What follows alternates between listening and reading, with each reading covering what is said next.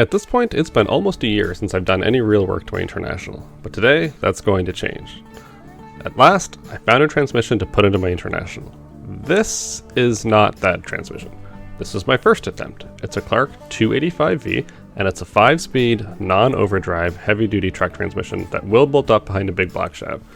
I really like this transmission, and I would use it if it wasn't for the fact that I can't source a pressure plate or clutch for it anymore, and it was also mated to a tall block 427, so I need to turn down the input shaft for it to work.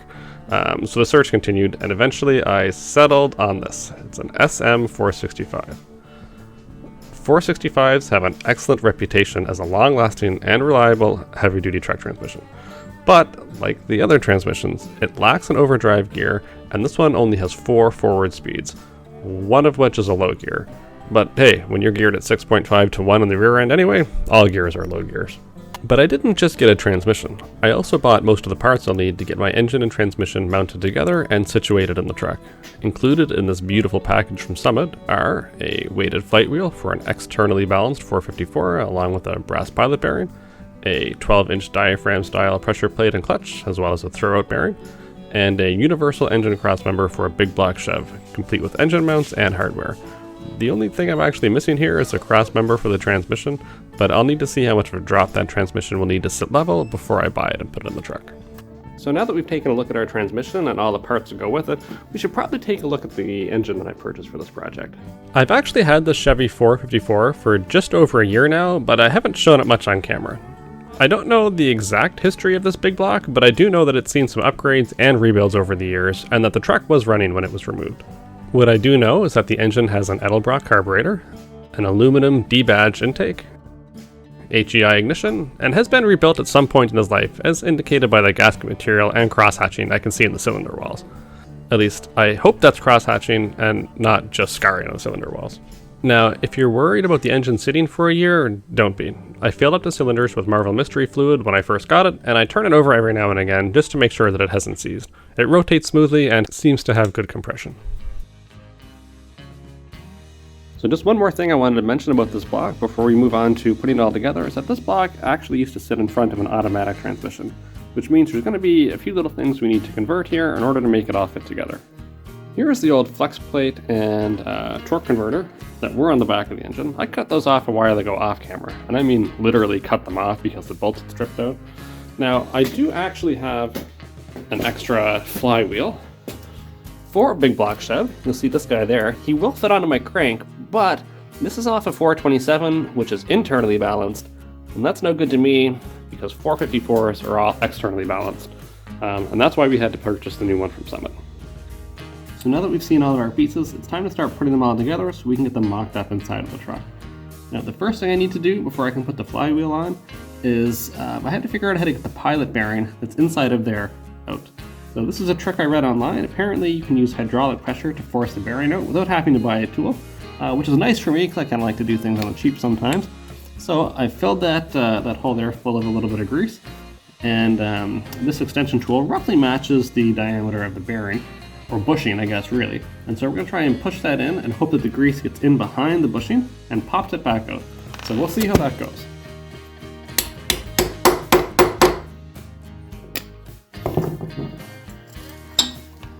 I suspect we'll probably have to fill this up a few times before we see any real results out of it.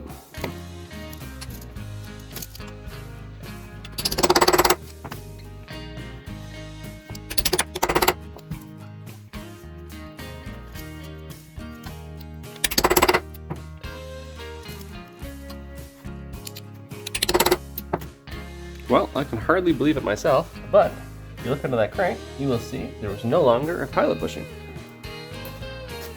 Because it's right there. Well, you can hardly see the end of it there. Unbelievably, the grease method, it did work. That was the first time I had tried it. It did take me a day. I had to, after I packed the grease in, I had to throw in a whole bunch of paper towel in behind it to make sure that it's sealed because it was just kind of pushing back out on me. But once I did that, I got out in a couple of minutes. I'm really happy with that. Now, from here, my plan was just to throw the rest of my parts on, but I think I should maybe just take a moment before I do that and lift the engine up a little bit, and I should probably take this exhaust off there And as well, there's still some engine mounts that I'm not going to use. I should pull them off too, and maybe just take a moment and clean the block up, because it'll be easier to do that now than when the transmission's attached. Now, if you're wondering why I didn't remove the starter, I had actually planned to originally, but I just happened to check my old flex plate here against my new flywheel, and they both appear to be 168 tooth units, meaning that my old starter should work just fine. I mean, assuming the old starter works at all.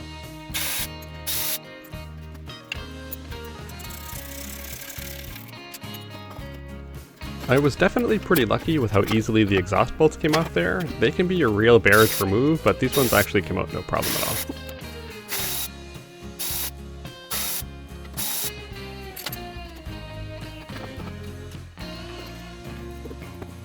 I also took a moment here to stuff a bit of paper towel into each one of the exhaust ports and then cover them with tape, hopefully just to slow down any moisture from entering the cylinders. Next up is checking to make sure that my new universal crossmember will clear the pan for this big block. If you look at the dip in the crossmember here, it has to be deep enough to account for that pan. In order to do that, we'll simply remove these old engine mounts and replace them with the new ones from the kit, and everything should clear. In order to remove these engine mounts, there's one through bolt that goes through the whole thing here that keeps this guy on, and then I believe there's 3 more, 1, 2, and 1 more in behind that you definitely can't see, that hold the rest of this contraption on, and then once we get all that off, we can use the one from the kit, hook it all up, and see if it fits.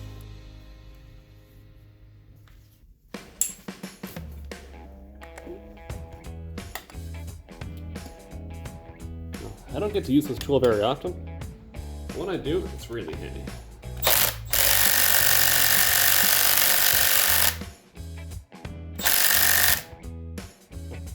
Never mind. Bigger time. Yep. Gonna have to have a wrench on the other side. See if I can do this with you guys in the way. If I can't. What is that? 5/8. I might have to bring it back in.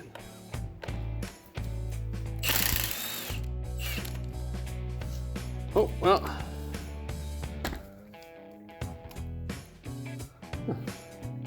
Of course, 50-50 shot. I got the nut side. Oh, we got the hammer, beat him up. Yikes. And they're pretty tight when you got your fuel pump on. Which, speaking of, I have no idea if that worked or not. And actually, it kind of looks like it's been blocked off down below. Maybe? I haven't decided on the fuel setup yet, where my tank is going to be, or how much draw force I'm going to need. I might use electric, or I might use manual. Yeah, we'll see. Haven't decided yet. If you got any input on that, feel free to let me know down below. So this is the half of the mount we just pulled off there. It doesn't really look to be in terrible shape, considering how old it could be. You know, it's not split apart like you see them sometimes. The only thing that confuses me is that if you look here, it almost looks like somebody tried to weld it and blew through it, maybe? There's a little bit of splatter on there in some spots. So I don't know what that's about, but I don't plan on reusing these anyway. It's kind of interesting. Alright, well, with that out of the way, we can take these 3 bolts off. 1, 2, 3. And get the rest of this mount off, and then make sure that our current one fits in place.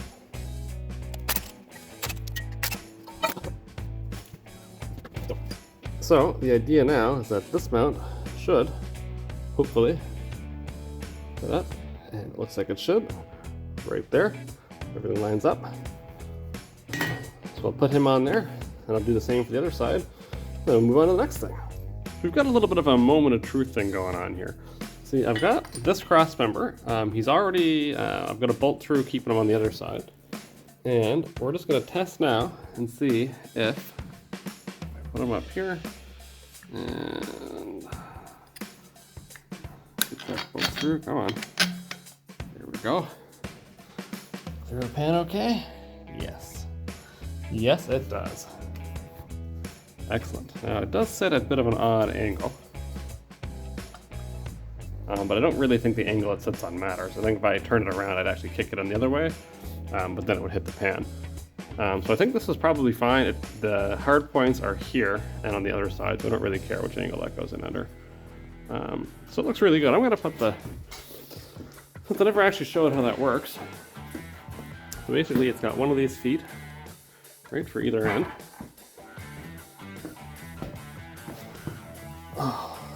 Basically they slip on the end like so. Okay. And this is how you control the length of your cross member. So you've got, I think it's 24 to 34 or 24 to 36, something like that. It'll fit pretty any cross member of that length. So that's how that works. So yeah, I'm really happy about that.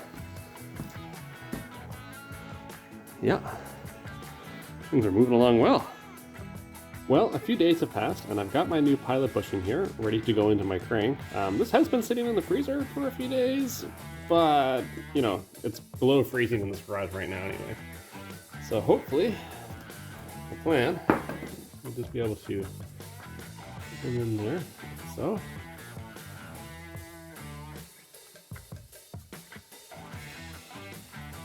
Alright.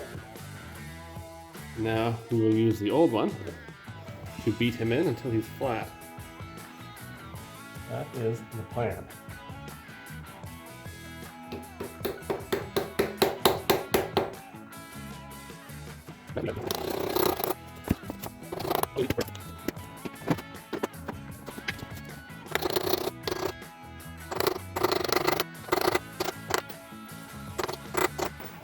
Alright, looks good to me. It's now time to put on our flywheel, but right away we run into a problem. See, because this motor was mounted to an automatic before I got it, these bolts are the wrong size. Flex plates, which are on automatics, are thinner than flywheels, which means that the bolts that came off of the motor, which had a flex plate, are going to be too short and they're going to have the wrong size shoulder.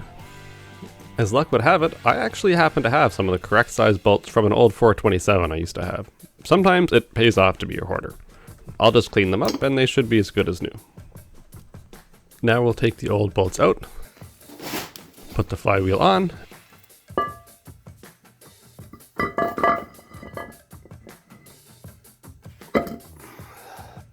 throw our new longer bolts back in,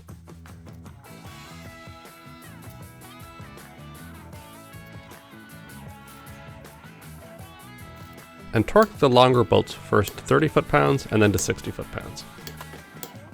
Alright, so before we put our pressure plate and clutch on, what I'm going to do is just take a little bit of brake clean, bring down that guy, bring that guy, and wipe down. Get that garbage off of there, because hopefully we're not going to have to worry about these coming off again.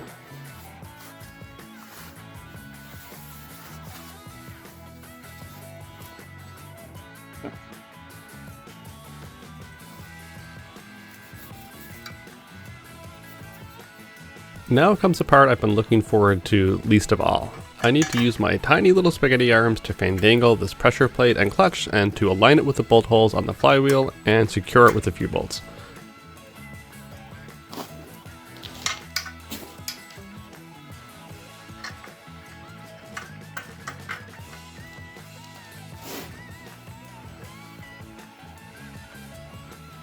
I may have gone a bit overboard here by putting in all the bolts before I aligned my clutch, but I just wanted to make sure that it would all fit up okay. The last thing we need to do before we get it all hooked up is to check out our clutch alignment. If we take a look through the pressure plate, we can see that the clutch is way out of alignment with the pilot bushing, which means that this input shaft won't go through properly. There are a few ways to fix this, but the easiest and most common is just to use a clutch alignment tool that most clutch kits come with nowadays anyway. Aligning the clutch is as easy as inserting the tool first through the clutch and then through the pilot bushing behind it, which ensures that they are lined up with one another. Then, and I apologize for the camera angle here because I know you can't see this, I just lightly tighten two of the bolts on opposite sides of the pressure plate just to apply a bit of pressure to the clutch to keep it in place.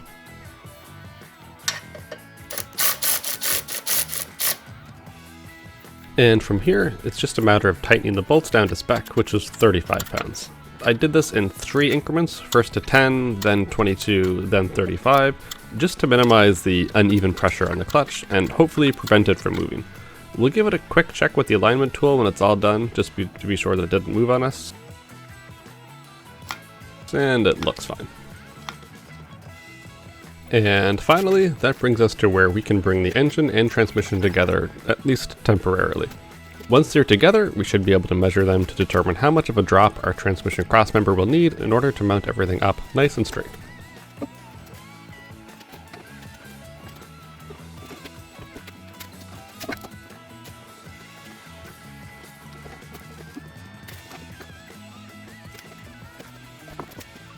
After a little bit of measuring and math, I've worked out that I'll need approximately a 3-inch drop for my transmission crossmember, which fortunately is a readily available size and can be here in a week or two.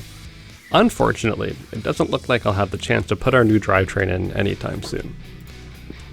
As it sits right now, the International doesn't have a hood or other body panels, meaning the engine would be totally exposed to the elements over the next couple of months, which I would like to avoid. So, our next International project should be getting these panels finished so that they can protect our engine. The sooner they're done, the sooner we can put the engine in and hear it run. And I think that pretty well brings us to the end of what we're going to work at in this video. I know there's still work to be done to this motor and transmission before they're ready to be dropped in, like I haven't gone through the carburetor or the ignition system yet, but I'll save that for another day. I just wanted to make sure that everything will fit up the way I'd like it to first, and then I'll bother with all the rest. So, thank you to those of you who watched the entire video, and especially to those of you who are still keeping up with this series, even though progress has been very slow lately. I hope to have this truck running and moving under its own power, maybe this spring. If you'd like to see that when it happens, feel free to subscribe so you can follow along and see more of the International and other projects featured on this channel, and like the video if you enjoyed it, because hey, it's not about impressing people anymore, it's all about impressing the algorithm. So thank you very much for watching, and I'll see you in the next one.